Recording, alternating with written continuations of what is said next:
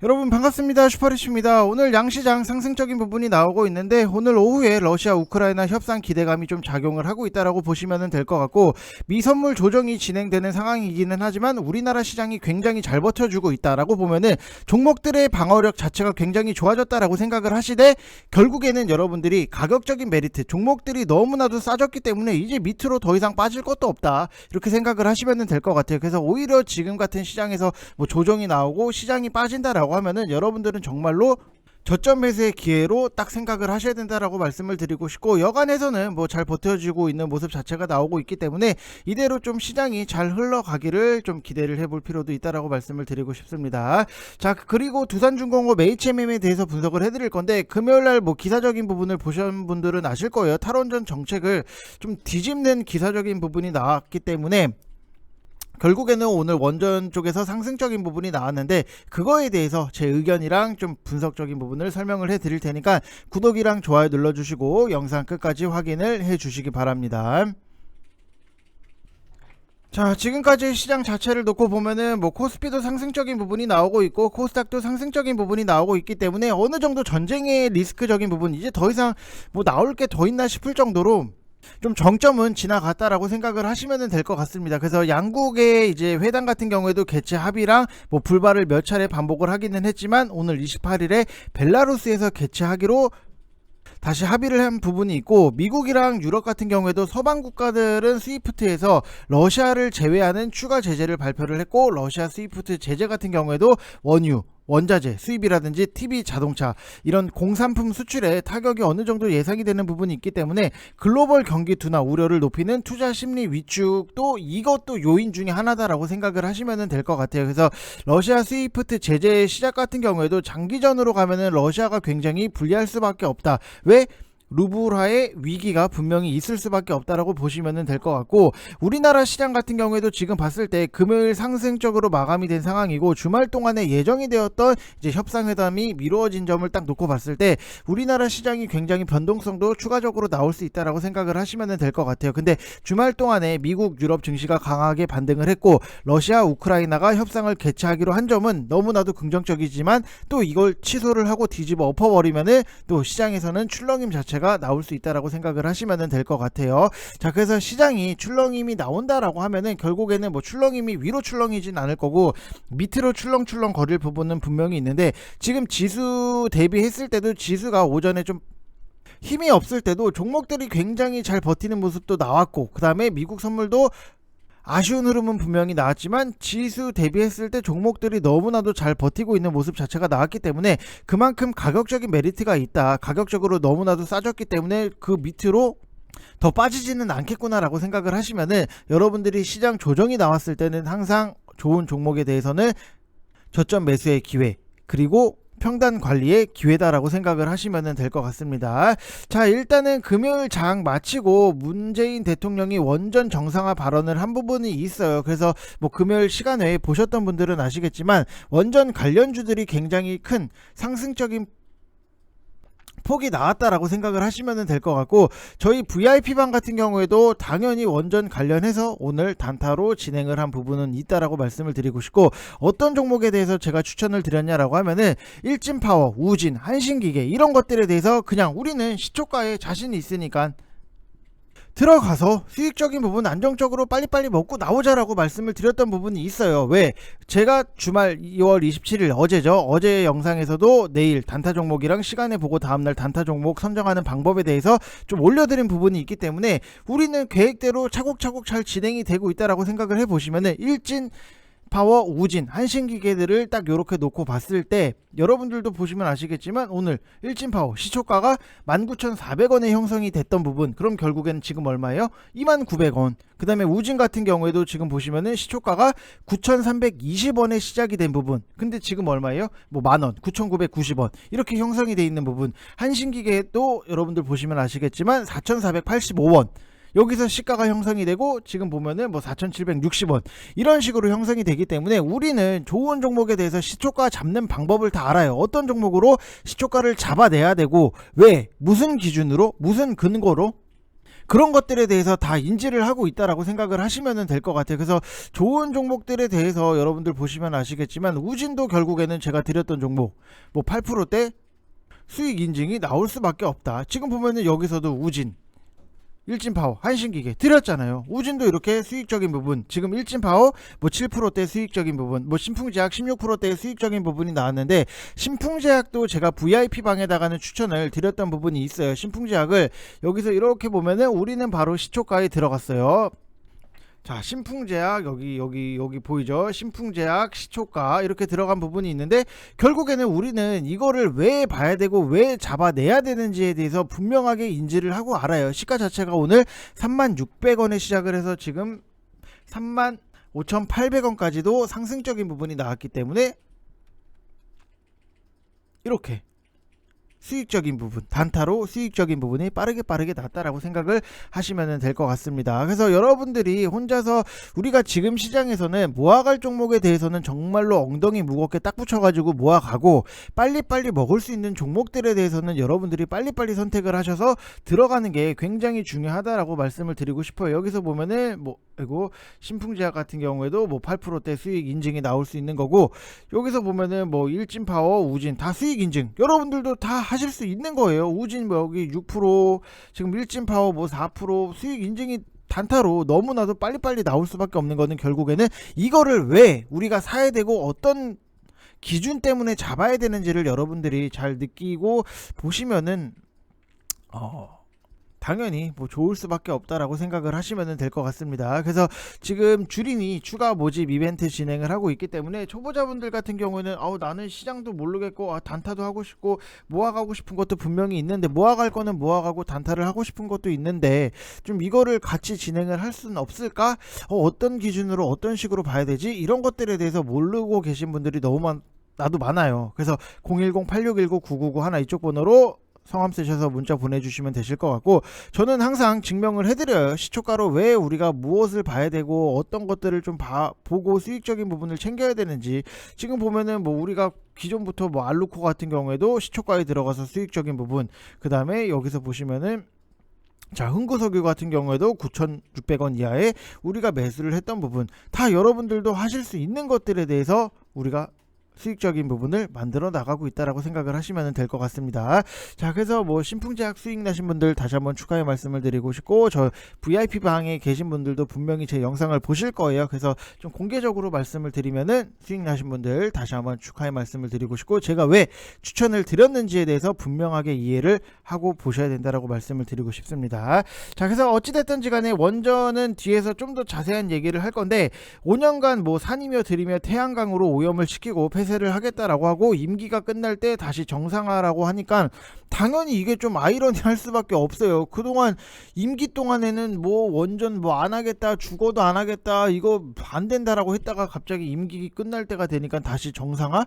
좀 이게 조금 저는 좀 아이러니한 부분이 있고, 아무튼 뭐 원전이 금요일 시간에 상한가에 들어갔던 부분, 뭐 한신기계, 보성파워 너무나도 많아요. 그래서 여러분들이 좀 미리미리 이런 것들에 대해서는 정리를 하셔야 된다라고 말씀을 드리고 싶고, 지금 또 보면은 안철수 윤석열 단일화는 조금 힘들어 보이는 기사적인 부분이 나왔어요. 뭐 싫다고 하는데 뭐 강제로 합칠 수도 없는 거고, 아직 일말의 가능성은 있기는 하지만 좀 시간적으로 봤을 때 좀 힘들지 않을까라고 생각이 드는 부분이 있고, 지금 좀 우리가 관심을 갖고 또 봐야 되는 게 LNG선 수요 급증, 전쟁 때문에 가스 이송이 원활하게 안 될 테니까 러시아가 이제 유럽에 거의 40% 비중의 가스 공급을 해요. 그래서 조선주들을 여러분들이 체크를 하실 필요가 있다라고 말씀을 드리고 싶습니다. 자, 그래서 뭐 어찌됐든지 간에 오늘 지금 시장 자체는 미 선물이 꺾이고 있으니까 너무 큰 기대를 한다라기보다도, 일단 스위프트 제재는 러시아에게는 굉장히 강력한 압박이 되는 건 당연한 건데, 유럽과 이제 미국도 어느 정도 피해를 감수를 할 수밖에 없는 부분이에요. 그래서 이 부분을 반영하는 시간을 좀 가질 수 있다, 그만큼 변동성이 나올 수 있다라고 보시면 되실 것 같고, 어찌됐든지 간에 저는 지금의 하락은 기회라고 생각을 해요. 그래서 모아갈 거는 여러분들이 굉장히 잘 모아가시고, 트레이딩으로 할 거에 대해서는 가볍게 트레이딩으로 보셔야 된다. 확실히 애매하게 우리가 좀 가볍게 했다가 묵직하게 물리면은 정말로 이거 끝도 없이 하락적인 부분이 나올 수 있기 때문에 확실하게 분리를 해주셔야 돼요. 모아갈 거는 모아가시고 트레이딩으로 가볍게 할 거는 가볍게 해야 된다. 이해되셨죠 여러분들? 그래서 뭐 제가 추천을 드렸던 하이브라든지 LNF 같은 경우에도 우리가 모아가고 있는 종목이잖아요. 모아갈 거에 대해서는 묵직하게 모아가고 DI 동일 같은 경우에도 모아가는 종목이잖아요. 그러면은 이런 것들에 대해서는 묵직하게 모아가시고 좀 단기적으로 단타적으로 보는 것들에 대해서 뭐 일진파워라든지 우진, 한신기계 이런 것들에 대해서 뭐 신풍제약 이런 것들에 대해서 가볍게 볼 거는 가볍게 보면서 수익을 좀 극대화시킬 필요가 있다라고 말씀을 드리고 싶습니다. 자, 이 와중에 인증이 계속 나와요 여러분들. 일단 뭐 한신기계로 뭐 충분히 수익적인 부분 만들어 드리고 뭐 다 하는 부분이 있기 때문에 여러분들이 회비에 대해서 뭐 항상 많이 생각을 하실 거예요. 아, 이거 저기 갔는데 회비는 챙길 수 있을까? 아, 뽕은 뽑을 수 있을까? 뭐 그 생각들을 굉장히 많이 하시는데 지금 이벤트 하잖아요. 그래서 1개월 하시면 1개월 추가로 드리고 있고 선착순 딱 10분만 받고 바로 마감을 하도록 하겠습니다. 초보자분들은 무조건 오세요. 시장에 대해서 확실하게 파악시켜 드릴 거고 단타 보는 방법, 그 다음에 모아가는 거 종목 보는 방법, 그런 것들에 대해서 철저하게 제가 교육을 시켜 드릴 테니까 여러분들 오시라고 말씀을 드리고 싶습니다. 자, 솔직히 뭐 유튜브에서도 단타 종목을 솔직히 드리고 싶기는 해요. 드리고 싶기는 한데 저희는 뭐 시초가 단타 위주로 진행을 하고 있는 부분이 있기 때문에 근데 결과가 다 너무나도 좋잖아요. 최근에 제가 시초가 단타를 드려서 결과가 안 좋았던 적이 없기 때문에 결과가 항상 좋았기 때문에 유튜브에 좀 드리고 싶어도 드릴 수가 없어요. 여러분들 시간에까지도 우리가 체크를 하고 봐야 되는 부분이 있는데 그거를 여기서 유튜브에서 뭐 시초가로 들어가서 했다가 뭐 시장이 변화가 생기고 이러면은 또 저만 욕먹는 사람이 되는 거니까 항상 시초가 단타 같은 경우에는 시간 외가 굉장히 중요한 것 중에 하나다. 이 정도로만 여러분들이 파악을 하시면 되실 것 같고 일단 두산중공업에 대해서 말씀을 드리면은 저는 두산중공업을 여러분들한테 너무나도 많이 말씀을 드렸어요. 뭐에 대해서 말씀을 드렸냐? RSI 30 이하에서 여러분들 사시라고요. 좋은 종목이 있으면은 묵직하고 끌고 갈 종목이 있으면은 기다렸다가 RSI 30 이하에서 여러분들 사시면은 충분하게 수익적인 부분 다 시간은 얼마나 걸릴지 우리가 예상을 할 수는 없지만 수익적인 부분이 분명히 만들어진다라고 말씀을 드리고 강조를 드리고 RSI 30에 대해서 그 중요성을 너무나도 많이 강조를 드렸던 사람으로서 제 영상을 보셨으면은 뭐 수익적인 부분이 잘 만들어지지 않았을까라고 생각이 드는 부분도 있고 지금 원전 테마를 지금 오늘 시장에서 좀 제외를 하고 보면은 뭐 단타적으로 딱히 뭐 크게 보이는 거는 없다라고 보시되 원전 테마 같은 경우에는 지금 문재인 정부에서 탈원전 을 한 후에 국내에서 300개가 넘는 기업이 망했어요. 그래서 국내에서 원전 사업을 안 하니까 글로벌 원전 수주도 전혀 하지도 못했고 국내 원전 산업이 살아야 다른 나라들이 믿고 우리한테 맡기겠죠. 맞잖아요. 우리가 원전 사업을 안 하는데 해외에서 그 기업 망하면 어떡하냐 이런 얘기들을 굉장히 많이 했기 때문에 전혀 수주를 못했던 부분도 분명히 있는데 결국에는 원전이 왜 이게 중요하냐, 지어주는 것도 당연히 중요하지만 향후 수십 년간 관리까지 해줘야 되는 건데 국내 산업이 다 망했기 때문에 관리 부분을 전혀 신뢰를 할 수 없다 이거예요. 그래서 뭐 각종 부품이나 소모품들 만들던 회사까지도 다 망해버렸으니까 아무튼 국가의 기간 산업을 완전히 망쳐놓은 것 중에 하나가 저는 탈원전 정책이라고 좀 생각이 드는 부분도 있고 이걸 다시 정상화한다라고 하니까 기대감 자체가 붙을 수밖에 없다라고 보시면 될 것 같아요. 그래서 뭐 시초가도 갭을 많이 띄우고 일부 상한가 종목도 분명히 나오고 있는 부분은 있는데 제가 이거에 대해서 왜 단타적으로 드렸는지 VIP방에 계신 분들은 다 인지를 하시고 아실 거예요. 그렇기 때문에 여러분들도 빨리 오시라고 말씀을 드리고 싶은 거고 원전 테마 같은 경우에도 결국에는 시장 수급을 다 장악을 해버린 부분이 있기 때문에 오늘 단타에서 이걸 안 하면은 조금은 애매해질 수 있는 부분은 분명히 있다. 그래서 시장에서 어떤 쪽으로 돈이 흘러나가는 건지에 대해서 여러분들이 분명하게 인지를 하시고 파악을 하실 필요가 있다라고 말씀을 드리고 싶고 지금 HMN 같은 경우에도 한번 싹 설명을 해드리면은 여러분들은 항상 그래요. 뭔가 좀 이평선에 대해서 굉장히 뭐 중요하다 뭐 이런 말씀을 막 굉장히 많이 하시는데 당연히 뭐 이평선 보는 거 그런 거 뭐 기술적인 부분 너무나도 좋은 건 알겠어요. 근데 결국에는 딱 돌이켜 보면은 어디예요? 포인트가 어디예요? HMM RSI 30 이하, RSI 30 이하에서 여러분들이 사셔서 뭐 이쪽에서 1차적인 매수 진행을 하고 2차적인 매수 진행을 하고 상승적인 부분이 나왔을 때 수익적인 부분으로 챙길 수 있다. 결국에는 RSI 30 이하권에 있는 것들은 바닥권이다라고 생각을 하시면 될 것 같아요. 그래서 뭐 무언가가 여러분들 대형주를 잡겠다라고 하면은 결국에는 우리가 대형주를 사는 이유도 단타를 치려고 들어간다라기보다도 길게 끌고 가기 위해서잖아요. 내가 그냥 뭐 삼성전자를 사더라도 내가 뭐 바닥권에서 샀다라고 하면은 아무 신경 안 쓰고 그냥 길게 끌고 갈 수 있기 때문에 대형주들을 여러분들이 선호를 하시는 분들 분명히 많이 계시잖아요. 근데 결국에는 지나고 나면 보이는 게 RSI 30 이하 바닥권에서 사야지만 그래야지 끌고 가기 굉장히 편안한 부분, 어설픈 위치에서 여러분들이 사서 끌고 가기에는 너무나도 불안해요. 결국 여기서 딱 돌이켜 보면은 뭐 최근만 놓고 봤을 때 여기만 이렇게 뜯어서 놓고 보면은 RSI 30 이하에서 사신 분들 같은 경우에는 뭐 편안하게 지금 위치까지 내려왔다라고 한들 미치겠네, 이거 어떡하지 이러진 않잖아요. 근데 애매하신 분들은 어디냐, 이 위치에서 사놓고 여기서 이렇게 빠져버리면은 애매하다 이거예요. 결국에는 대형주를 여러분들이 바닥권에서 잡아서 끌고 가야 되는데 바닥권에 있는 지표를 보겠다라고 하면은 RSI 30 내려올 때까지 기다렸다가 천천히 사면은 수익적인 부분이 만들어질 수 있다라고 보시면 될 것 같고, 결국에는 뭐 5일선이 중요하고 20일선 중요하고 뭐 중요해요. 중요는 하지만 그래도 가격적인 메리트가 있느냐 없느냐 이거가 더 중요하다라고 저는 생각을 해요. 왜냐, 우리가 주식을 하는 것도 결국에는 수익적인 부분을 만들고자 하는 건데, 주식을 하면서 어떻게 보면 우리 저번에도 말씀을 드렸지만 장사꾼이에요. 내가 싸게 사서 누군가한테 비싸게 팔아야지 수익적인 부분이 남는 거잖아요. 내가 싸게 사서 비싸게 내놨어. 근데 안 팔리면은 수익이 안 나는 거잖아요. 결국에는 여러분들 주식을 하시는 것도 수익적인 부분, 결국에는 장사꾼 마인드를 좀 갖고 있어야 된다라고 생각을 하시면 될 것 같아요. 그래서 결국에는 내가 싸게 떼어서 비싸게 팔아야 남는 부분이 분명히 있다라고 말씀을 드리고 싶고, 그렇기 때문에 대형주들 같은 경우에는 여러분들이 좀 바닥권에서 잡으시는 게 너무나도 좋다라고 말씀 좀 다시 한번 좀 강조를 드리고 싶습니다.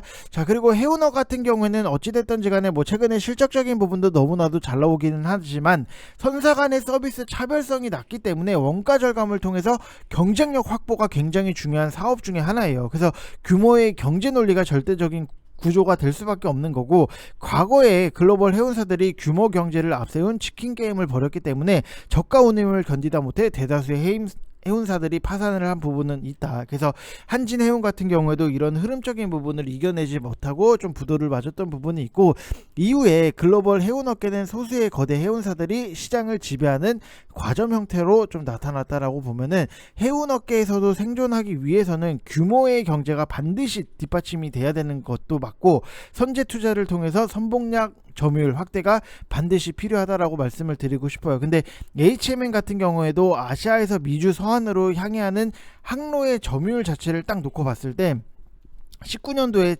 7.3에서 6%로 낮아졌던 부분이 있고, 미주 서안에서 아시아로 향하는 항로도 같은 기간 동안에 8.7에서 7.8%로 줄였던 부분이 있는데, 선복이 크면 클수록 원가 경쟁력이 있는 거는 사실인데, 최근에 3년간 이제 유럽계 선사들이 컨테이너선을 발주를 하지 못했을 때 HMM이 이제 대량 발주를 마친 상태이기 때문에 사업 경쟁력에 대해서는 큰 영향이 없을 거로 보여졌던 부분도 있고, 당연히 컨테이너선 운임이 상승함에 따라서 컨테이너 신조가도 오르고 있는 상황이었기 때문에 HMM의 경영 전략이 좀 맞게 떨어졌다라고 생각을 하시면 될 것 같아요. 그래서 뭐 최근에 상승적인 부분이 나오는 것도 결국에는 뭐 실적도 너무나도 잘 나오기는 했지만, 아까도 좀 말씀을 드렸듯이 지금 최근에 보면은 러시아 우크라이나발 물류 대란 우려 때문에 좀 같이 이슈를 받는 모습 자체가 나오고 있기 때문에 좀 수익적인 부분이 만들어지고 계신 분들은 어느 정도 일정 확정 수익을 좀 짓고 보시는 것도 나쁘지는 않다라고 말씀을 드리고 싶습니다.